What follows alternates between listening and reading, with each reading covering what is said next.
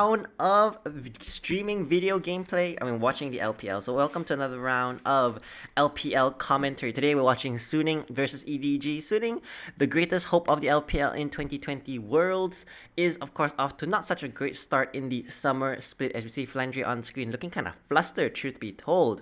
Now looking at the picks, Rumble right now is the most picked jungler for SOFM. On the side of EDG, looks like they're going to opt for the Karma. It's interesting that they would ban the Xin Zhao out, considering the fact that Xin Zhao is only the third most played champion by SOFM, at least in the summer split. We've no idea what goes on behind the scenes in the scrims, but the Karma flex here could go into the mid lane, could go into the top lane. Set is, of course, Flandre's most played champion this split.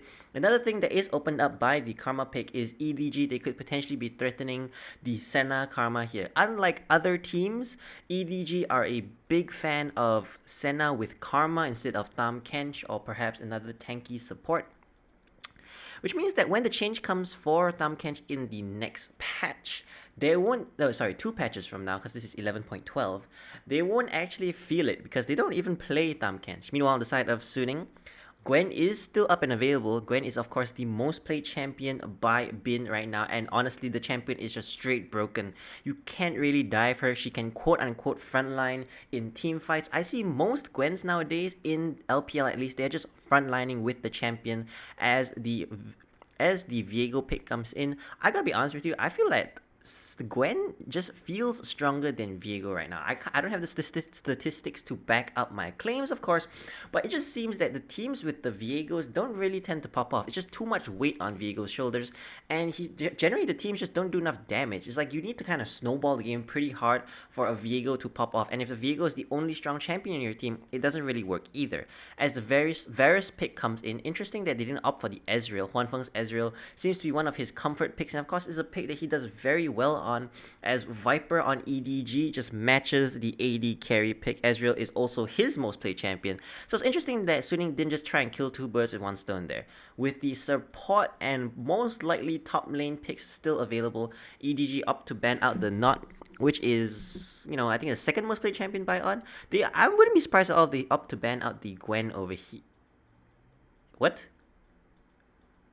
But why? Okay, interesting. A Gwen ban coming out here. Listen, I don't think that Scout is very much of a set player, so I'm not quite sure what's with the fear. I think there's an overemphasis over here in the fear on Suning's side, because I'm pretty sure that this is a free Gwen pick. Set is by far and beyond Flandre's most played champion this split. This is most likely his set.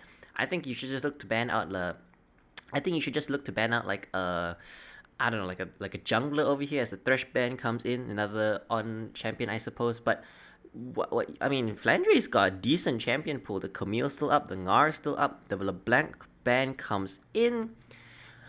Let me see. Silas isn't a bad pick here, because I'm not sure about the Heartbreaker, but Rumble Ultimate as well as Varus Ultimate are both very nice things for a Silas to steal as the Volibear pick comes in for EDG. What we like to see here from Suning to round out their composition, they've got Poke, they've got Long Range, follow up kind of, so they need maybe an Engage. A Leona pick here wouldn't be bad, I think. Ngar is an interesting pick, it's a pretty safe pick. I believe that this is a set top. I'm almost 100% certain that this is a set top, and it looks like they like the Ngar against it. I don't know. And Camille is gone. I forgot to mention. Camille is gone. Gwen is gone. You kind of skewered your own top laner, because Ngar isn't really a top lane carry, and we all know that Bin is at his most comfortable, is at his most natural form with top lane carries that could potentially split push a little bit. I wouldn't even be mad to see a Fiora here, truth be told. What are they really? The CC that they have is kind of easy to predict, except with the only exception being the set. Anyways, as predicted, here comes the Silas pick, because the Leona ultimate's there, the Varus ultimate's there, a practical insta-lock coming in for EDG. Silas is Scout's second most played champion overall this split, and the most played AP champion in his plethora of champions? Plethora, I'm just gonna say plethora.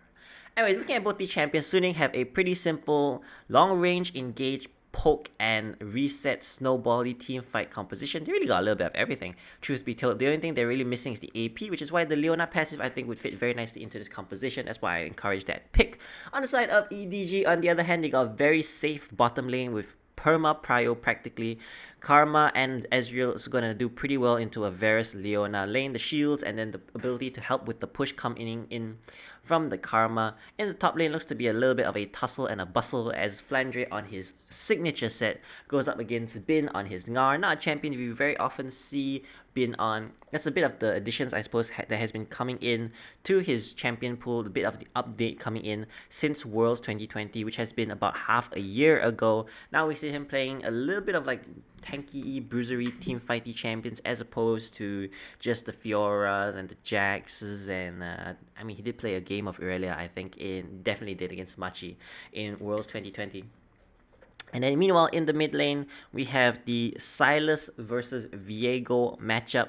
No mana on the Viego means he does have the sustain from his Q. This is 11.12 remember, so Viego still has his passive healing through the roof statistically speaking on his Q. So maybe that's why he's got such a heavy emphasis in these games nowadays, because I guess truth be told, he just hasn't been nerfed, I suppose. But at the same time, Gwen was in the game, homie. Like, why just pick Gwen? I'm not sure. I don't know.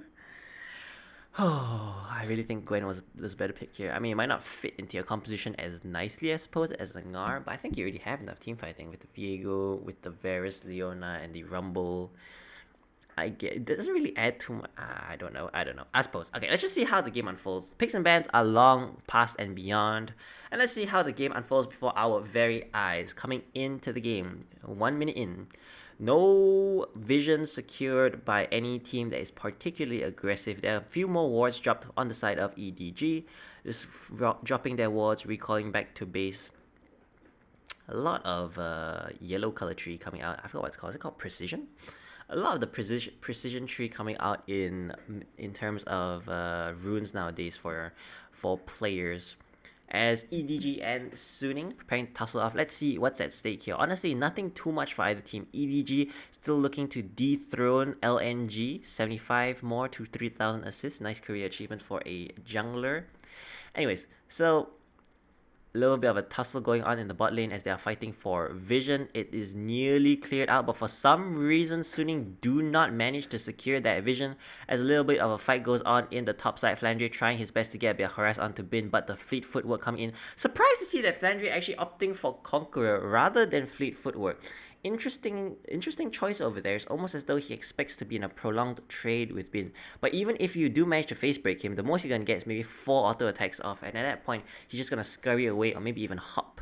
Worst case scenario being if Bin tries to hop and the face breaker comes in cancelling out his hop, in which case Bin is going to be in a little bit more trouble, I suppose. But with a fleet footwork, pretty much any harass is just going to be brushed off by Bin as the wards coming out for Angel trying to look for JJ, who did not get a ward. So as said, Suning are a little bit confused as to where he is, but unfortunately, of course, for EDG, that ward does reveal all, because now they know he started red side. Given the time, there's no way that he managed to clear from blue all the way up to red so efficiently.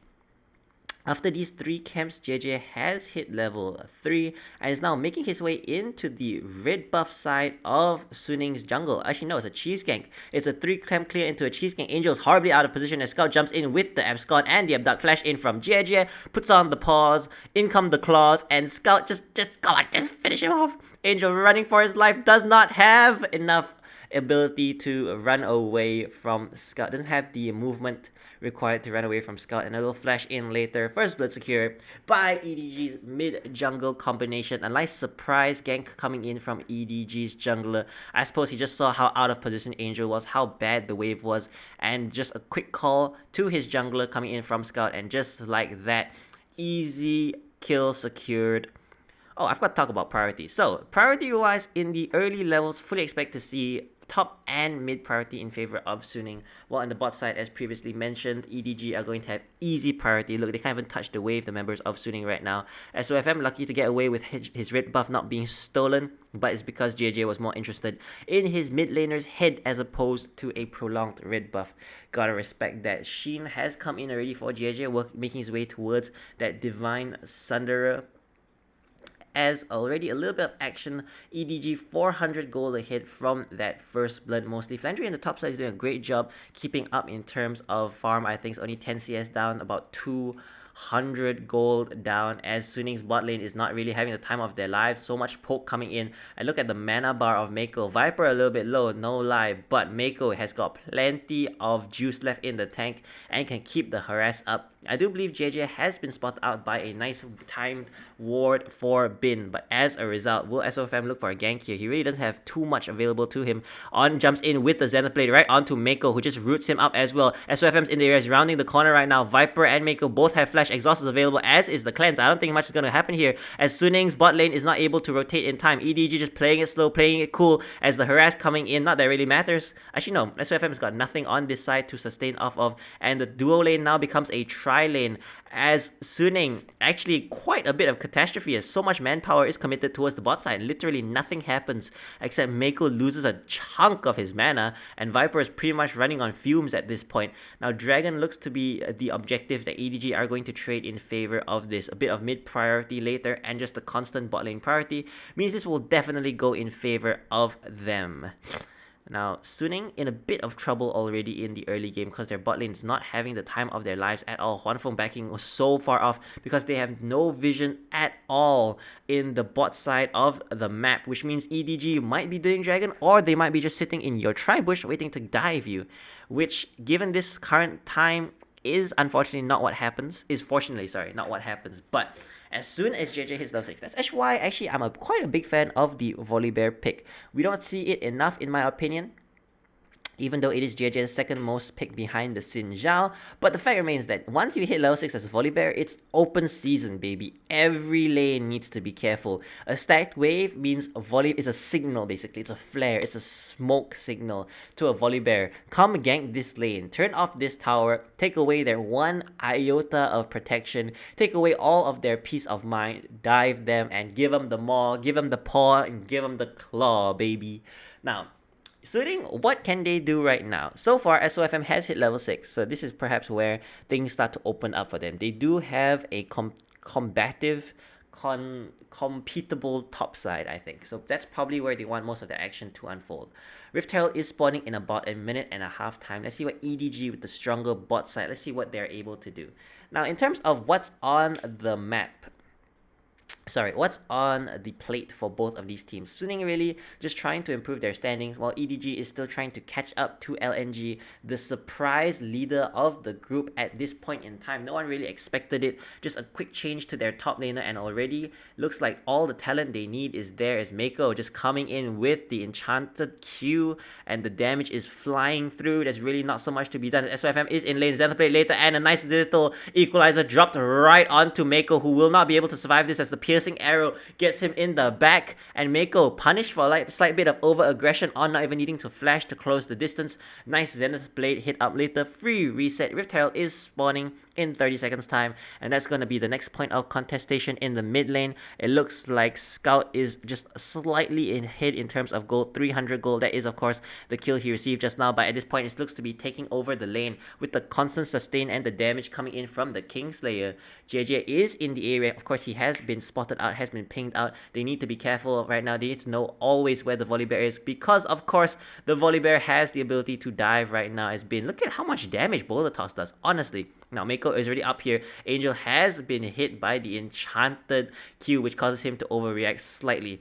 Now the equalizer is not off cooldown yet, so a fight right now isn't particularly advantageous in the side of Suning, as Mako is jumping in onto on flash into the lightning call, but it looks like he is quite tanky with his W available. Flandre is over the wall as the solar flare comes in, stolen from Scout, as he jumps in with the abduct and the abscond, securing himself the second kill of the game.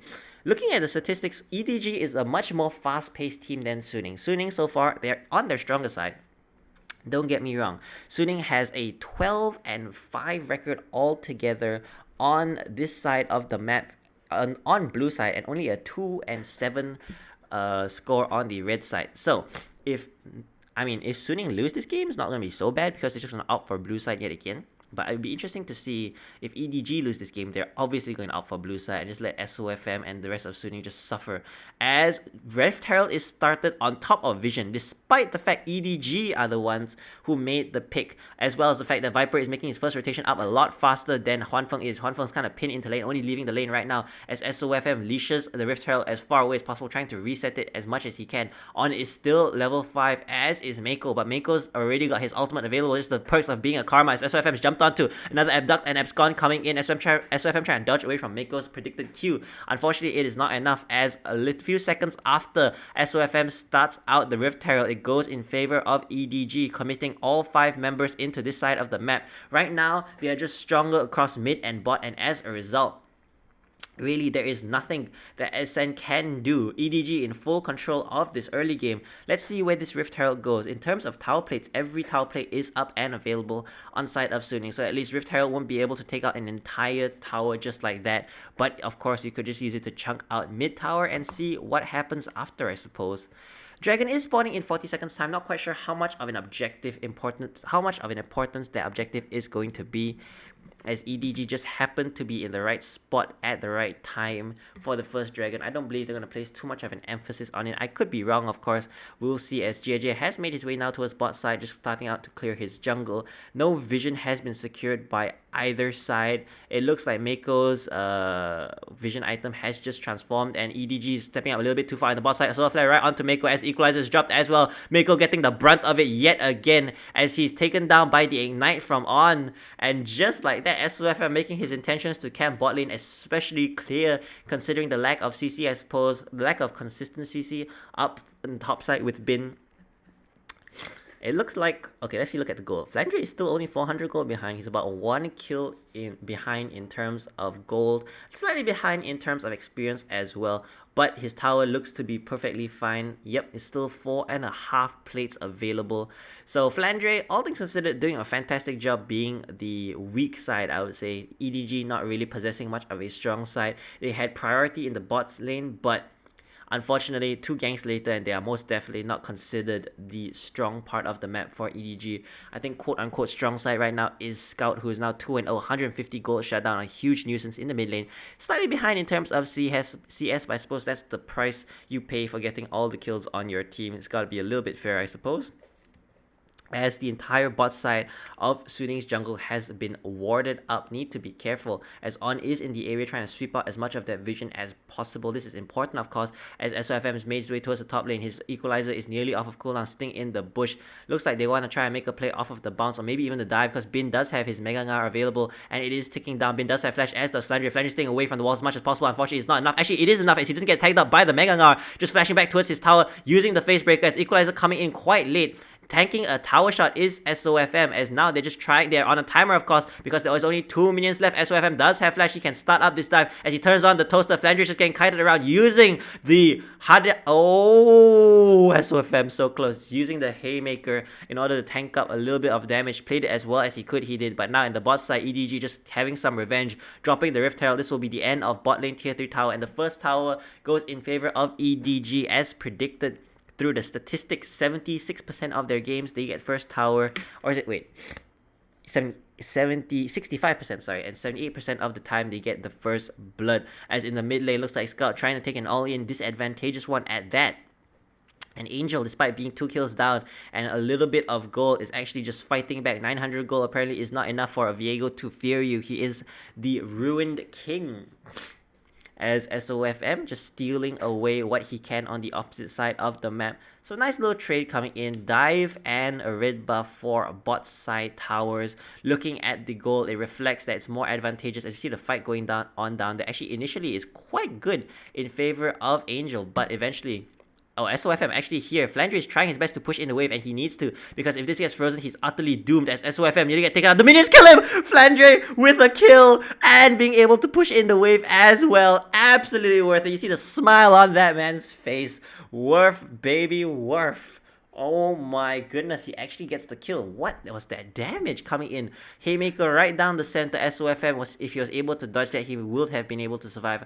Unfortunately, it was not to be the case. It might have looked a little bit in there, but Flandre needed to do that because If he didn't, he was going to be in a very awkward position if Bin decided to freeze the wave there. Not wanting to leave his fate in his opponent's hands, he just opts to push it himself, as Bin just constantly harassing under tower, trying his best to just be as much of a nuisance as possible. JJ does not have anything in the topside jungle to lifesteal off of with his jungle item, and as a result will be leaving right now. Looks like Flandre is making his rotation down towards the mid lane. Dragon is spawning in 2 minutes, and Rift Herald is not going to be on the map for a little bit, so does this signal to us the EDG preparing to make some mischievous plays, a little bit of an odd rotation coming out from them as Viper goes towards the top side with Mako. It looks like a little bit of a lane swap with the mid laner going bot, top laner going mid, and bot laners going top.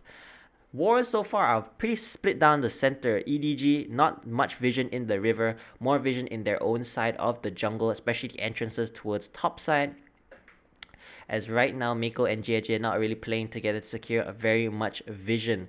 Gold-wise, it's still about less than 1,000 in favor of EDG. And looking at the kills and looking at the items, a bunch of mythics already in possession of EDG. So if they take the fight within the next perhaps minute or two, they will be in an extremely advantageous position. And to see out of position, jumping right in onto him is JJ, running forward on all fours. In comes the Stormbreaker, chasing after On as the Solar Flare comes in, as does the Equalizer. Is it enough? Nope. Viper flashing forward with the last mystic shot across the back, Divine Sunder, and as we said, EDG identifying that they have a little bit of an item lead and opting to just pull the trigger, go as hard as possible, get as much of a lead as they can with this little bit that they have. Already 4 mythic items on their team, while the only mythic item actually available for Suning is on Bin. Unfortunate turn of events, I suppose, as I didn't realize the gold was so heavily in favor. It didn't really reflect across the entire gold board.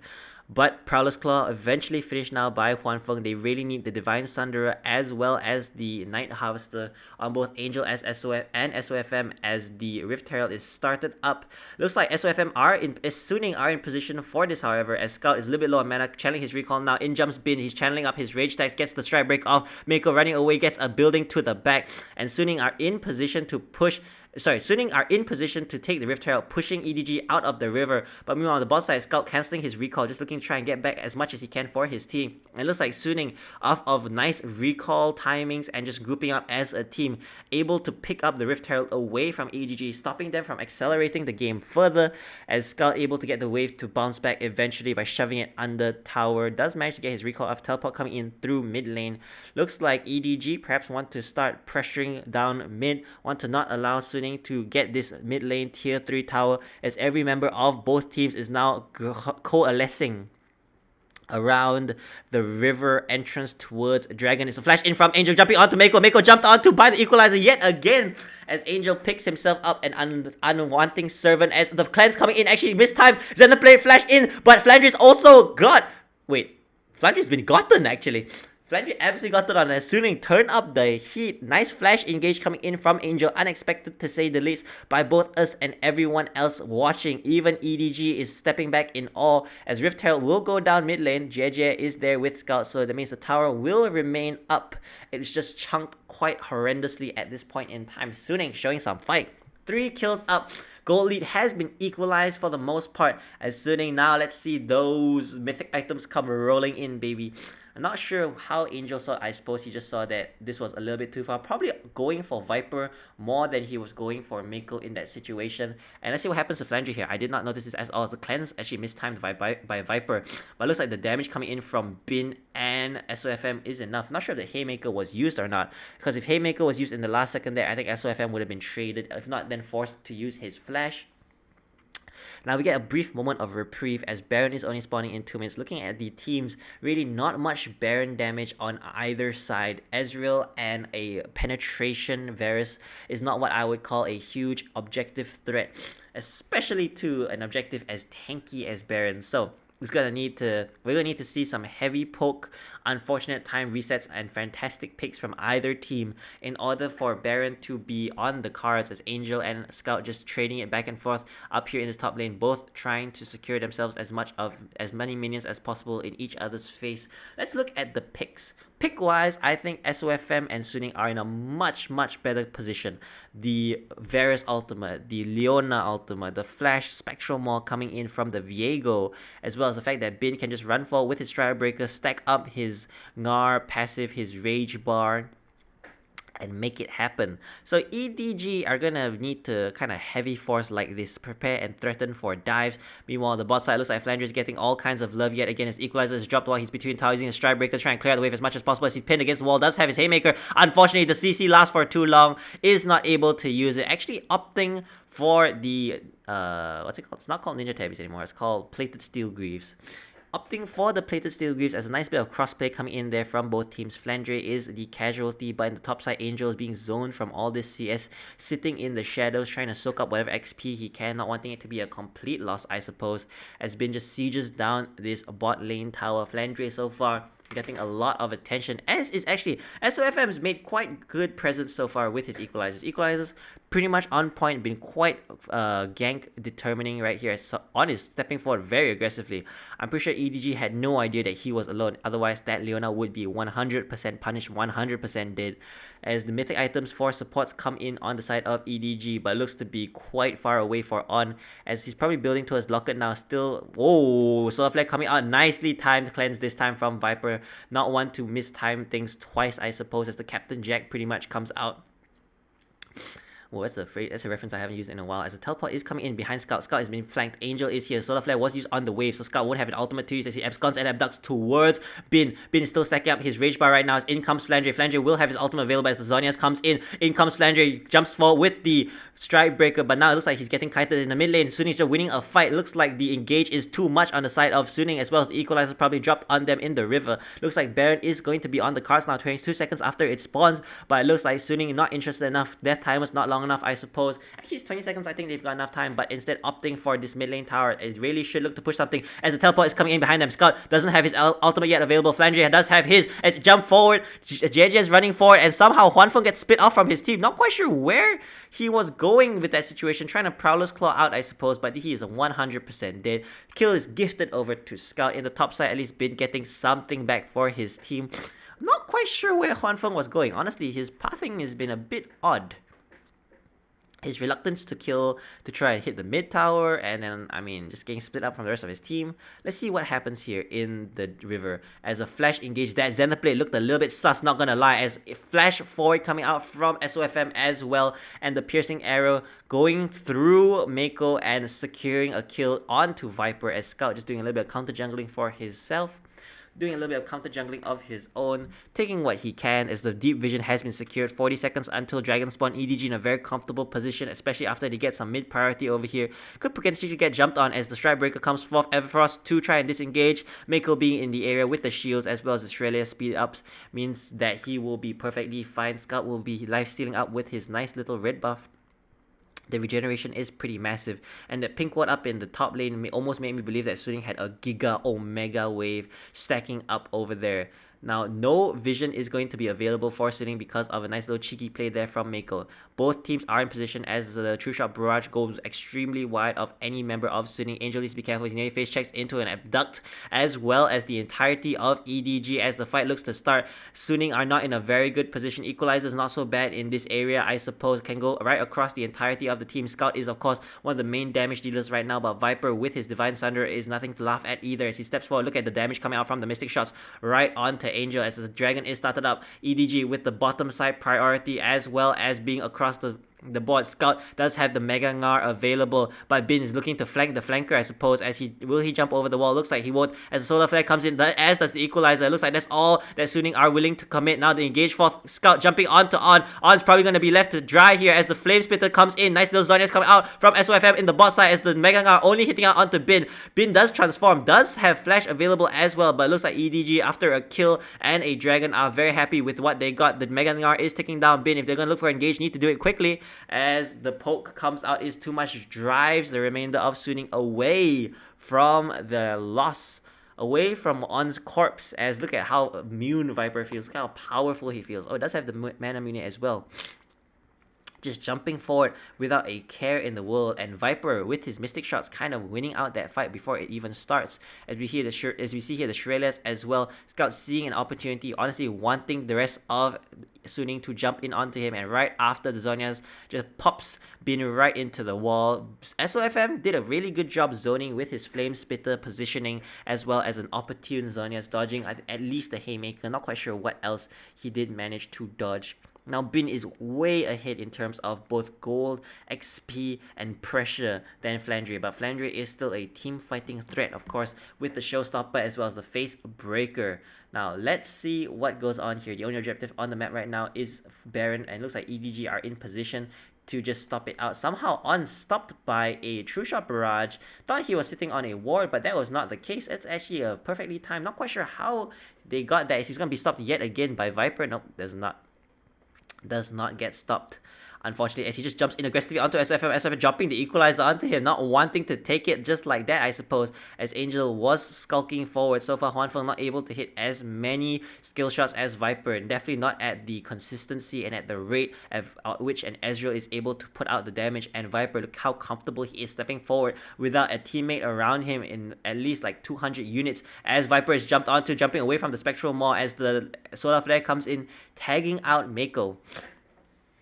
And now if we check back at the goal, everything looks really even. The kills are in favor of Suning, but right now EDG just feels so much stronger than Suning. Suning's composition is a little bit harder to carry out. They kind of need to get a pick. Their team fight is good, but it's a little bit situational as well. Because if Bin doesn't have his Megangar, you already lose part of the follow-up as well as the engage, as a Scout jumping in over the wall into tower, trying to find a cheeky Everfrost. EDG, 5-man strong down mid lane, just backing off, don't have vision towards their flanks, and do not like the idea of having a Bin stacking his rage bar and out of their own line of vision. EDG trying to lay a death bush here. Soon you need to check into this. No idea if they're doing the Baron or not, as Ons jumped on yet again. Another equalizer across 3. Very nicely done. Flandre taking all damage. Haymaker towards the back. Hwanfeng shout to his half. Flandre flashes out after the showstopper. In comes Bin going for Viper. Viper flashed out of the fight. Bin is a little bit far away from his team, however, trying to bait them forward into this choke point. And Suning have inside track towards the base. Somehow on surviving that, as the very nice equalizer coming out from SOFM, saving his team, saving his support, saving their engage, saving their lives maybe even, because I think that would have most definitely led to a kill. And of course SOFM Scout is jumping onto Angel right now, doing so much damage despite really not having too much pure damage items, building now towards his death cap. But aside from that, doesn't really have just has an Everfrost and a Zhonya's. Shouldn't be doing that kind of damage, I suppose. But then again, Angel not with too much resistances himself, only the Mercury treads to speak of. Now, despite the fact that the goal lead is really not something you can look at here and determine a game. Definitely not the kills either. Dragons are, in a way, I suppose, telling more of the story, as EDG are just so much more in control of the game. Suning, like we mentioned, their comp is just a little bit harder to pull off, as well as the fact that they kind of need to pick people off in order for their comp to really hit its stride. So for Suning, the ideal position right now is they somehow manage to get a pick. They one-shot somebody just before the fight starts, or as the fight is starting. One-shot someone important. Mako, I think, wouldn't really count. I don't think Mako would make too much of a difference here. Need to one-shot Viper, they need to one-shot Scout, who's got Zhonya's, they need to one-shot... Really, the other two are a bit too tanky, I say, but Suning do have a lot of damage, if nothing else. A lot of damage and a lot of CC on the team, a lot of things to work with. Dragon is spawning in 40 seconds time. Looks like EDG yet again fully established vision control in the bot side of Suning's jungle, as Viper nearly getting tagged up again there by the Solar Flare, as the ultimate has been stolen yet again from Bin. Scout now will have a little bit more team fight presence, I suppose, given his positioning. Hasn't really been stealing many chains of corruptions per se, as Angel needs to be careful. Gets jumped onto with the abduct nearly, as Scout trying to defend his vision. I like this coming in as the Solar Flare coming out. Mako is the target yet again, but On misses it and looks like he's going to be traded in return, as his pathing was very sub-opportune. The Locket Shield coming in to try and save him doesn't really manage to do too much, and with that pick, EDG are just going to be able to secure themselves this easy Mountain Soul. Will they look to as well do Baron after this? That's the question. Wave is pushing towards the bot side. Angel is picking that up. Looks like Skull is wanting to attempt a 1v1 as Suning doing a 3-man Baron. I don't really think so. Looks like Bin was just stacking up his rage bar now, looking for an opportunity to jump onto people. Don't know if it is not warded, and they know it. Flandre was stepping in, uses the sweeper, which alerts him to the fact that there's 3 members of ED Suning in the jungle. In the river, as Viper using his cleanse felt a little bit threatened over there, I suppose. Now EDG collapsing onto Suning as they're retreating. Shusha Barrage across 2 members, actually only across Bin. Viper running a little bit low on mana, need to be careful as he could run out fully before the fight ends. Scout just securing himself a nice tower towards the bottom side.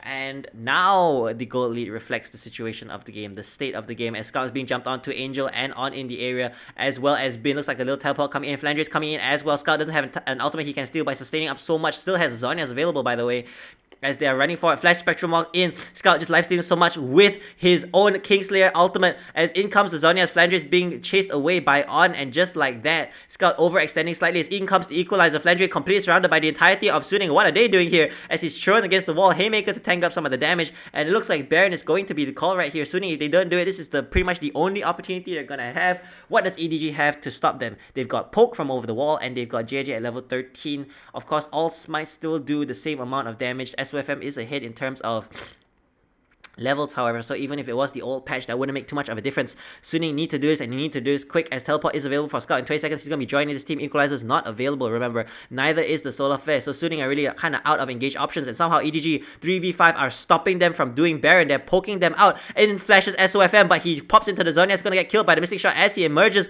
and just like that, EDG with 3 members against 5 are able to stop them. Somehow Angel's nearly taken out. One more Mystic Shot, just barely missing by pixels.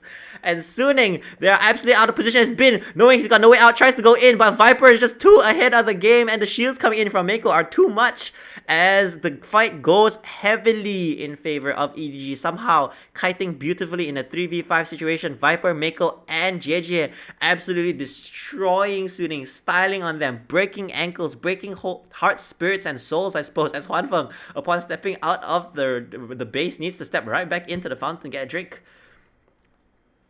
Oh my goodness. Oh my goodness. Viper is actually playing on his mind right now.